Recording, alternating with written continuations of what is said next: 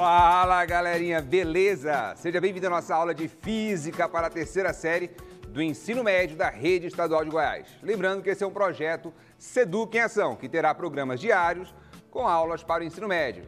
Eu sou o professor Fontinelli e nosso tema de hoje é sobre o campo magnético, conteúdo importantíssimo para os estudantes da terceira série do ensino médio e também para você que está preparando para o Enem. Vamos lá então, galerinha? Olha só, nossa habilidade hoje é compreender o campo magnético da Terra, beleza?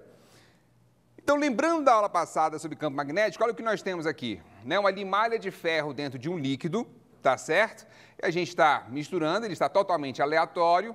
Quando eu pego essa limalha de ferro dentro desse líquido e aproximo essa limalha de um ímã, olha o que acontece com a minha limalha de ferro. Ela fica organizada, ela não fica de qualquer jeito mais, tá certo? Ela fica seguindo orientações do campo magnético. Lembra, campo é uma alteração do espaço em que eu só vou perceber se eu colocar um elemento de teste. Nesse caso, meu elemento de teste, quem é? É justamente a limalha de ferro que fica organizada com essas curvas aqui, olha, beleza?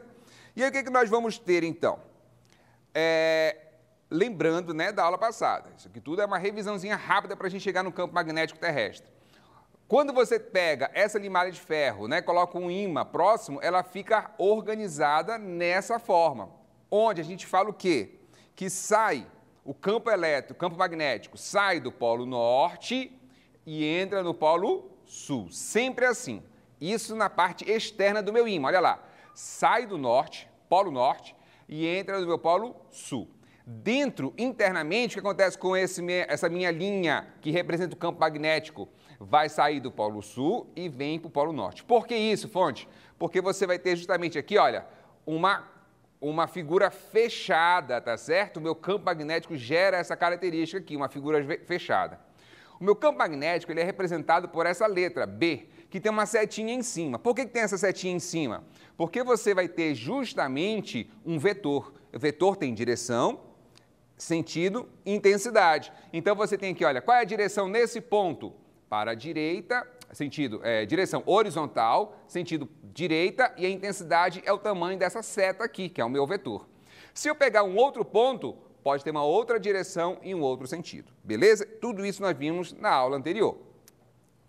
Agora, olha só, comparando, né, essa região que nós temos aqui, olha, e colocando, por exemplo, bússolas próximo desse ímã, o que acontece com essas bússolas? Elas vão sofrer orientação de acordo com o meu campo. E se você observar essas bússolas, olha a representação dela aqui, olha. Essa bússola aqui, ó, que está na horizontal, aqui já está mais inclinada ainda, aqui já está na vertical. Essas bússolas, ela sofre orientação igual a essas linhas no meu campo, tá certo? Serve a mesma orientação. Quando a gente pega aqui, olha, o campo magnético terrestre, o que eu vou observar? Eu vou observar que, se eu colocar bússolas aqui, elas também vão ter essa orientação. Cuidado com o detalhe, normalmente o ponto vermelho é representado do polo norte. Então, olha o que acontece. A minha linha, que representa o campo magnético, entra no sul, sai no norte. Lembra que nós falamos agora sobre isso, que vimos na aula passada, inclusive? Se eu pegar nesse ponto aqui, olha, a bússola fica desse jeito, tá certo? Ou seja, ela vem aqui, entra no sul, sai do norte.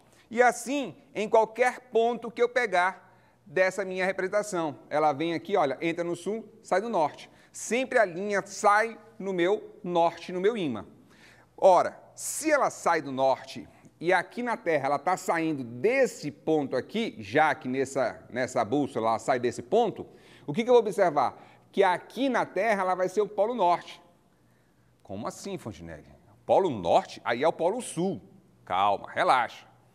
Aqui não quer dizer para você que o polo norte geográfico e o polo norte magnético seja a mesma coisa. Existe diferença, total diferença nisso. Então, o que acontece? O norte que a gente está falando é o norte magnético. Então, o norte magnético vai ser aqui embaixo, tá certo? Por quê? Porque as linhas representam o campo magnético vão sair daqui, já que eu estou vendo que a minha bússola ela entra a minha linha aqui no sul e sai aqui no norte, ok? Tranquilo isso aí? Vamos então aqui para outra representação. A gente pode dizer então, se a Terra tem um grande campo magnético, a gente pode dizer que a Terra funciona como um grande ímã. E se está saindo daqui, olha, a minha linha, e chegando aqui em cima, o que acontece? Eu posso falar que aqui, aonde sai é o Polo Norte e aonde ele chega é o Polo Sul. Fazendo uma outra representação mais tranquila, seria dessa forma, né? Aqui é o nosso Polo Norte, magnético, e aqui em cima nosso Polo Sul, magnético. Beleza, fonte, entendi. Polo Norte magnético embaixo, Polo Sul magnético em cima. E tem alguma coisa a ver com a área da geografia? Nada, né? A não ser que elas são opostas, né?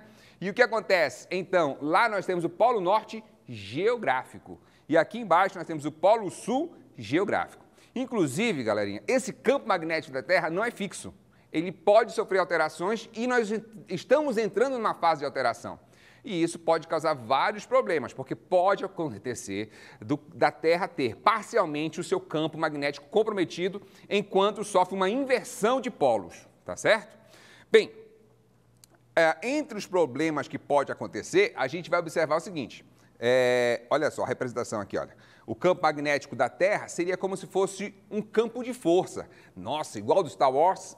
Só que não com tanta intensidade que pode eliminar raios que vêm de outras naves, né? Então os ETs não podem mandar raio aqui que o campo magnético vai bloquear. Não, isso não existe. Aqui ele sofre, pode bloquear? Pode, mas não algo com tanta intensidade.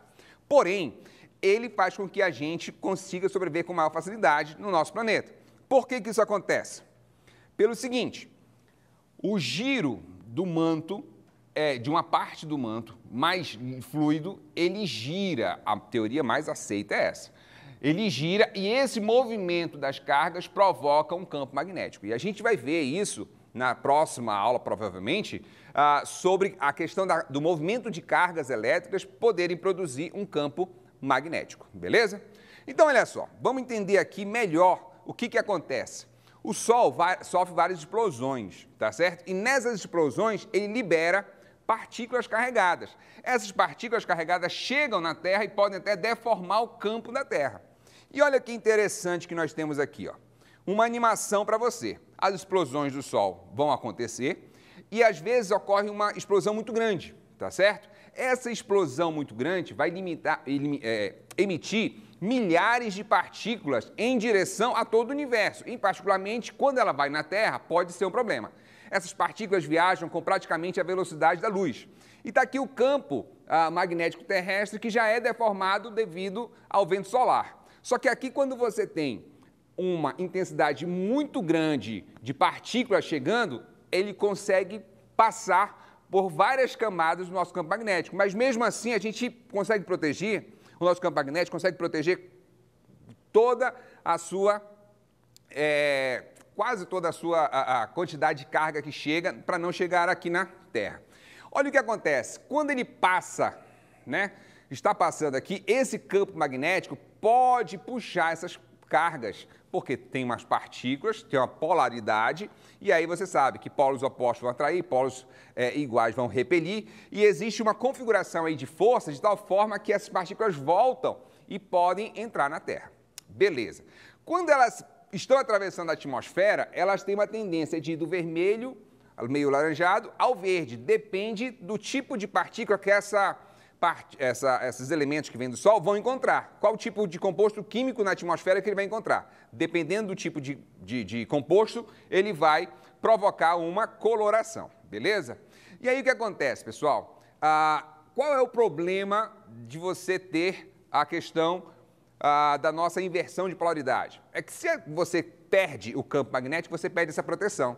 Resultado disso é que sem essa proteção, você vai ter todos os aparelhos que funcionam a partir de ondas eletromagnéticas prejudicados, inclusive telefonia celular, comunicação via satélite, entre vários outros. Beleza? Tranquilo? Então, olha só. Isso, quando essas partículas entram pelo Polo Norte, ou pode acontecer também pelo Polo Sul, elas vão provocar as auroras. Essas auroras, chamadas de aurora boreal, se for no Polo Norte, e a aurora austral, se for no Polo Sul. Tranquilo? Bem, mas não é só o Brasil, só o planeta Terra que vai ter esse efeito. Planetas em geral que têm atmosfera pode ter o efeito da aurora, tá ok? E aqui o que acontece? Lembra que nós falamos que pode provocar um campo magnético, pode ser provocado por movimento de partículas? Pois é, quem descobriu isso foi Ørsted, em 1819. E aí você vai ter o seguinte, ele acidentalmente chegou a uma bússola próxima a um fio, e nesse fio passava uma corrente elétrica, como mostra aqui, olha, pra gente nessa animação. O que acontece? Eu fecho aqui a minha chave, ó, nesse interruptor aqui um pouco diferente, porque ele é circular. Quando ele fecha, a corrente começa a passar. Aí olha o que acontece com a minha bússola. Começa a tentar se deslocar. Justamente porque pelo movimento das partículas. Lembra que a gente falou?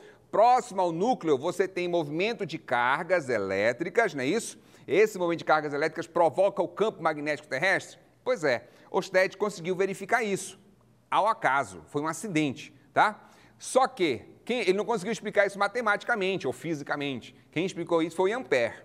E aí o que acontece?